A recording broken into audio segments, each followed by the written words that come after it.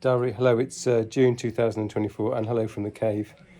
When will I ever learn? I've just finished some bicycle maintenance.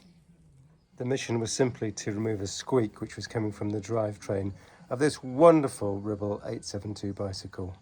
Now, the jockey wheels have been replaced and the squeak is gone. However, I have forgotten something terribly important, and this is a little message to all us wannabe home mechanics, which is, in the olden days, and I mean in, let's say, 1980, we always used to apply something like Swarfiga to our hands before doing bicycle maintenance, because that would ensure that our oily hands would be easily cleaned. In 2024, we have something called gloves. And so in the, especially our post-pandemic, we can buy nitrile gloves like this for a small price.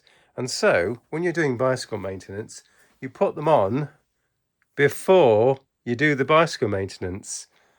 But of course today I completely forgot, and so I can now reveal, and this is post hand washing multiple times with something like muck off and other chemicals, my hands are covered in grease.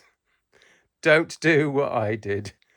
Put your gloves on before you do your bicycle maintenance. Or if you're old school, put on your Swarfiga. Thanks for watching. Oh dear.